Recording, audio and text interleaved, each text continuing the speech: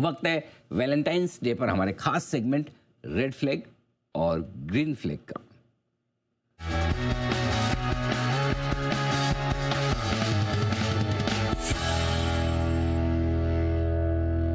अच्छा या खराब, पॉजिटिव या नेगेटिव, बुल या बेर, आजकल ये सब शब्दों का ज़माना चला गया। आजकल ज़माना आ गया रेड फ्लैग और ग्रीन फ्लैग का। तो हमारे साथ दो हमारे टीम मेंबर्स हैं, एक है अंश और दूसरी है नेहा, जो बता रहे हैं एक ऐसे स्टॉक के बारे में जिसके बारे में क्या रेड फ्लैग्स हैं या ग्रीन फ्लैग्स हैं। तो शुरुआत कौन करेंगे, अंश आप? बिल्कुल शुरुआत मैं करता हूँ और ट्रेंड पे मुझे तो क्लियरली यहाँ पे ग्रीन ट्रेंड है स्टॉक। अच्छा, ट्रेंड पर डिस्कशन चल रहा है। बिल्कुल सर। क्यों? मेरे मेरे रिकमेंड किए हुए स्टॉक पे आपने डिस्कशन रखा है? अच्छा, तो मैं तो पॉजिटिव नजरिए से आया। अच्छा फिर करो सबसे बड़ा रिस्क मैंने लिया। बताइए बताइए बताइए। बिल्कुल सर, सबसे पहले तो ये एक टाटा ग्रुप स्टॉक है, तो गवर्नेंस स्ट्रांग है, ब्रांड पावरफुल है, तो काफ़ी अच्छा यहाँ पे ब्रांड इमेज है कंपनी का। हाँ, अगर हम 2024 हाई से देखें तो स्टॉक करीबन 50% नीचे गिर चुका है। तो इतना नीचे गिरने के बाद यहाँ पे तो खरीदारी के अच्छे मौके बनते ही है। तो ओवरऑल देखें तो यहाँ पे स्टॉक जो है काफ़ी पॉजिटिव नजर आ रहा है। लेकिन अंश, आपको ये भी नोटिस करना जरूरी है, बिजनेस ग्रोथ ये तो अभी भी धीमी पड़ी हुई है ना। भले ही स्टॉक आपका सस्ता हो गया है, लेकिन अगर बिजनेस ग्रोथ रफ्तार नहीं पकड़ रही है, फिर आपको क्लियर सिग्नल्स कहाँ से मिलेंगे यहाँ पर स्ट्रेंथ के। आप फैशन पोर्टफोलियो देख लीजिए, जिसमें LFL like for life sales बोलते हैं, जिससे एक आइडिया मिलता है सेल्स ग्रोथ ट्रेंड का। ये तो अभी भी नेगेटिव चल रही है। जब तक ये पॉजिटिव नहीं होती है, बिजनेस ग्रोथ रफ्तार नहीं पकड़ती, तब तक कहाँ से क्लियर सिग्नल्स मिलेंगे और स्टॉक कहाँ जाएगा? बिल्कुल नेगेटिव तो है, लेकिन धंधा तो बढ़ रहा है ना। अगर यहाँ पे हम स्टोर की बात करें तो ज़ूडियो और वेबसाइट दोनों ही फॉर्मेट जो है काफ़ी अग्रेसिवली एक्सपांड होते हुए दिख रहे हैं। अगर 31 दिसंबर की बात करें तो हम देख रहे हैं कि वेबसाइट से 278 स्टोर और ज़ूडियो से 850 स्टोर यहाँ पे बनते हुए दिखे हैं। तो हायर फुटप्रिंट से जो है रेवेन्यू विजिबिलिटी भी काफ़ी ज़्यादा बढ़ती हुई नजर आ सकती है और कहीं ना कहीं जाकर ये पॉजिटिव होते हुए भी नजर आ सकते हैं। अंश, आप स्टोर्स के नंबर बढ़ा दीजिए, लेकिन ब्रेक इवन भी तो होना चाहिए। अब आप बात कर रहे हैं कि अलग अलग जगहों पर यहाँ पर एक्सपेंशन हो रहा है। टियर 2 सिटीज में एक्सपेंशन बढ़ने से अच्छी बात है नए स्टोर की, लेकिन ब्रेक इवन टाइम है, उससे इम्पैक्ट रेवेन्यू पर पड़ता हुआ दिखाई दे रहा है। जूडियो का मिक्स बढ़ने से हमने फैशन पोर्टफोलियो का जो LFL है लाइक फॉर लाइफ सेल्स, वहां पर आप देखिए ग्रोथ और कम होता हुआ नजर आ रहा है। तो ये एक तरह से आपको सुनने में तो लगेगा कि भाई बिजनेस ग्रो हो रहा है, यहाँ पर स्टोर्स नए नए खुल रहे हैं, लेकिन ब्रेक इवन नहीं होने की वजह से सीधा असर जो है, प्रेशर जो है वो रेवेन्यू पर पड़ रहा है। बिल्कुल, लेकिन यहाँ पे अगर हम देखेंगे तो गवर्नमेंट की तरफ से भी सपोर्ट अच्छा खासा आता हुआ दिख रहा है। जो GST कट हुआ है उसका डायरेक्ट काफी पॉजिटिव इंपैक्ट यहाँ पे होता हुआ दिख सकता है। आने वाले समय में जो है डिमांड बढ़ सकता है, वॉल्यूम भी काफी ज्यादा बढ़ता हुआ नजर आ सकता है। तो जो ब्रेक इवन की आप बात कर रहे हो, शायद वो बहुत जल्द मिलता हुआ नजर आए। लेकिन चलिए, अब अगर ये बात है तो मैं आप ही के लैंग्वेज में समझाती हूँ। आप वैल्यूएशंस की बात कर रहे हैं यहाँ पर।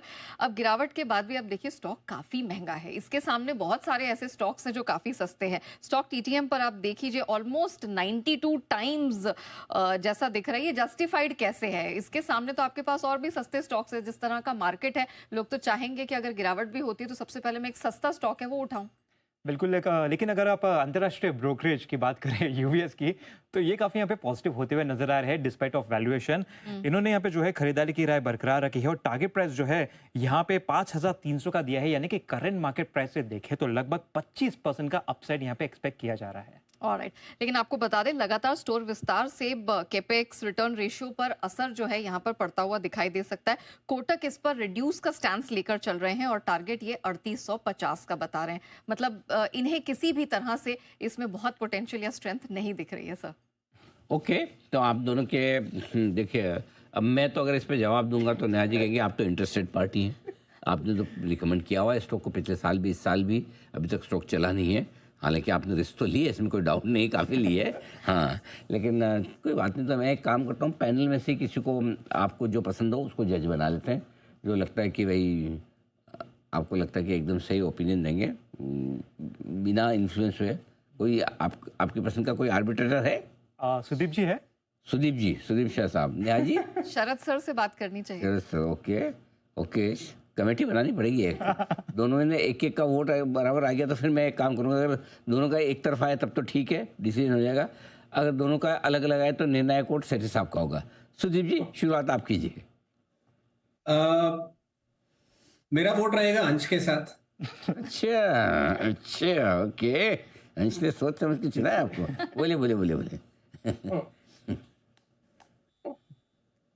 नहीं, मुझे लग रहा है कहीं कहीं ना कहीं एक बड़ा जो था वो ये स्टॉक में आ चुका है। टेक्निकली अगर मैं देखूं तो भले यहाँ से बहुत बड़ा रिवर्सल मुझे नहीं नजर आता और in the short term, but मुझे ये लग रहा है कि अब कहीं ना कहीं जो डाउनफॉल था ना वो रुक गया है। और एक स्टॉक में जब एक बड़े मूव के बाद बड़ा फॉल आता है और वापस से अगर हम सोचते हैं कि क्या वो स्टॉक रिवर्स होगा या वहां से वापस मोमेंटम वापस से लौटेगा, तो उसके पहले एक फेस होता है कंसोलिडेशन का, और कंसोलिडेशन में काफी चॉपीनेस होगा। तो मुझे लग रहा है यहाँ पे 4050 और 4350 के बीच में ये स्टॉक कुछ सप्ताह तक कंसोलिडेट भी करेगा, उसमें भी कोई दिक्कत नहीं है। और 4350 4380 के ऊपर स्टॉक एक बार सस्टेन करना चालू करे तो मुझे लग रहा है वापस से वो 47 4800 की ट्रेजेक्टरी या 5000 के लेवल तक आ सकता है। बहुत बड़ा अप नहीं, बट मुझे लग रहा है कि यहाँ से 4350 4380 के ऊपर अगर जैसे ही सस्टेन करता है स्टॉक तो मुझे लग रहा है एक अच्छा मोमेंटम वापस से ये स्टॉक में लौट पाएगा। ओके शरद जी। सर आप सेठी साहब के पास चले जाइए। बहुत ही बढ़िया। मतलब आपकी राय नेहा जी की रिकमेंडेशन के साथ है, लेकिन सेठी साहब के पास रास्ते में जाते थे कुणाल जी ने बीच में हाथ दे दिया, लिफ्ट मांगी। जी कुणाल जी। अनिल जी देखिए, मैंने कहा जब रायशुमारी हो ही रही है तो अनिल जी मेरा वोट भी ले लीजिए। मेरा वोट पॉजिटिव है अनिल जी, तो मैं अंश के साथ हूं इसमें। हाँ। तो एक वोट मेरा भी अनिल जी काउंट कर लीजिए। ओके। तो अनिल जी देखिए, क्या एक मेजर सपोर्ट के आसपास ट्रेड कर रहा है, तो टेक्निकली बहुत स्ट्रांग लगता है। मुझे लगता है कि यहाँ पर बेस बन गया है, जो होना था हो चुका है, और बहुत बड़ी कंपनी है अनिल जी। तो मुझे लगता है कि थोड़ा समय लेगा, लेकिन इसमें इवेंचुअली वापस से अच्छे भाव देखने को मिलेंगे। तो अंश के साथ मेरा वोट भी काउंट कर लीजिए। सेठी साहब आपकी निर्णायक राय। Anil ji no prizes for guessing. Anil जी अंश के साथ और इनडायरेक्टली आपके साथ हूँ। अनिल जी जिस लेवल पे ये स्टॉक है यहाँ पे मुझे लगता है बिल्कुल होल्ड करना चाहिए। यहाँ से तेजी एक्सपेक्ट कर रहा हूँ। ये स्टॉक वैसे भी अनिल जी पिछले 6 महीने में 20 से 25% गिर चुका है, और एक अच्छी क्वालिटी कंपनी है, टाटा ग्रुप की कंपनी है, और अब वैल्यूएशंस भी उतने महंगे नहीं रहे जितने पहले हुआ करते थे। तो all said and done in levels पे इस स्टॉक में बिल्कुल बने रहने की सलाह है। ओके, तो बने रहें, डटे रहें, टिके रहें, ये राय। अंश बधाई आपको, स्वीकार करें। लेकिन असली बधाई तो तभी होगी जब शेयर का भाव बढ़ जाए। हाँ, अभी तक तो ठीक है कि सपोर्ट मिला है mentally. Neha ji don't lose your heart. Not at all. हाँ, कोई दिक्कत नहीं। हाँ देखो, अगर घट गया शेयर तो आप विनर हैं, बढ़ गया तो आपके को एंकर की रिकमेंडेशन है। तो in any case it's a win win situation. हाँ, विन विन सिचुएशन।